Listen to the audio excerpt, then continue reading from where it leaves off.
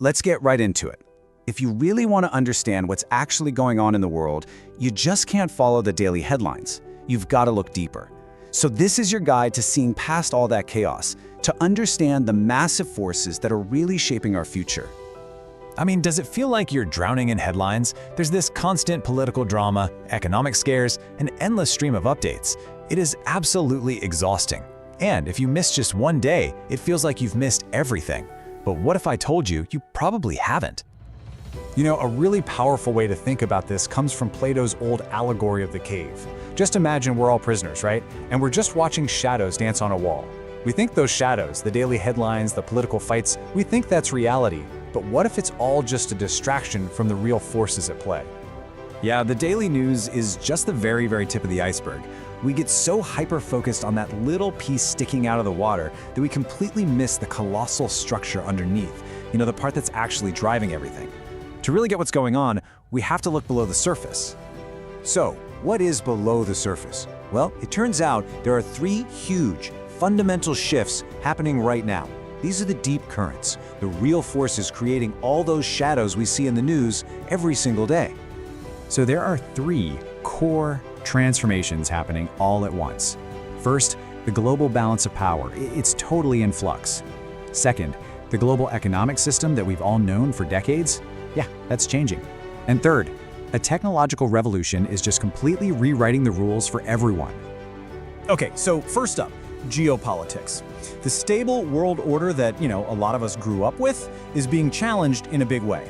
And history shows that when the great powers shift, well, the entire world shifts right along with them.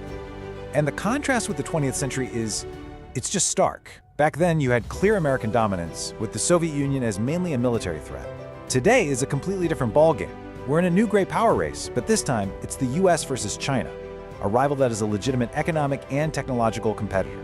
I mean, China doesn't just assemble things anymore, it innovates, it produces, and in key areas like 5G and renewable tech, it's actually pulling ahead. Now, the second big shift is happening in the global economy. That era of wide-open, frictionless globalization that really defined the last few decades, well, it's coming to an end. The political will that was powering it has just kind of evaporated. Think back to the 90s. That was peak globalization, a time of opening borders and free trade. We built this whole just-in-time global economy designed for maximum efficiency. But now, the focus is shifting away from pure efficiency and towards national security. We're moving to a just-in-case world, where the main question isn't how can we all trade more anymore. Now it's how can my country secure its own supply chains and protect its own interests. Okay, now for the third shift, which honestly might be the most powerful of them all, the technological revolution. And this isn't some far-off, futuristic idea. It's a tsunami that is hitting us right now and changing literally everything. I mean, just think about it. AI like ChatGPT is already changing how we work. Robotic vacuums are in our homes. China is dominating in 5G and solar panels. We are in a new space race, and a biotech revolution is well underway. See, these aren't just cool gadgets. They are the new battlegrounds for global dominance. So we've got these three massive shifts happening all at once. How in the world do we even begin to make sense of them? Well, it requires a new toolkit, a totally different way of thinking about the world. For a really long time, political analysis was all about intention literacy. Trying to guess what leaders were thinking, what their secret motives were. But that's just more shadow watching, isn't it? The modern way is data literacy. Instead of guessing, we look at the numbers, at the verifiable evidence. So instead of asking, what did that politician really mean by that speech? We ask, what do the economic data and the public polling tell us about the situation they're actually responding to? But data comes with a huge warning label. This is a classic example.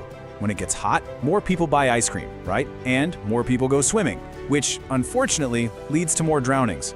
The two things are correlated, but one does not cause the other. This is the critical trap we have to avoid. Correlation is not causation. You always have to dig deeper to find the real story behind the numbers. And all of this just goes to show you that when we're trying to understand these huge, complex systems, the most important skill isn't having all the answers. It's learning to ask the right questions. A good question is almost always more powerful than a simple answer.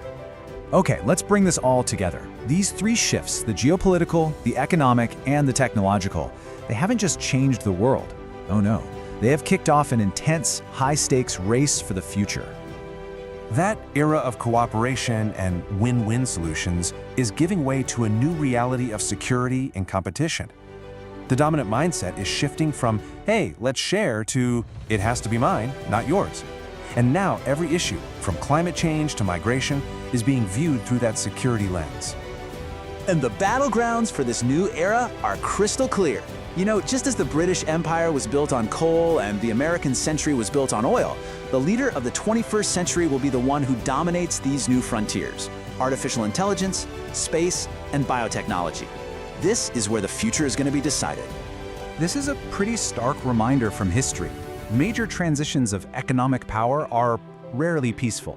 The immense noise that's created when global wealth and power shift has in the past often been called war. And that just highlights the incredible stakes of this moment we're in. So what's the biggest danger in all this intense competition? Well, it's something called a race to the bottom. When one country sees another one gaining an edge by, say, ignoring climate agreements or using cheap labor, the pressure to do the exact same thing becomes immense. The logic shifts to, well, if they aren't playing by the rules, why should we? So, here we are. The old rulebook has been tossed out and the global chessboard has been completely reset. The great power race is on, the economic model is changing, and a technological revolution is fueling the entire thing. The only real question left is, who's going to win?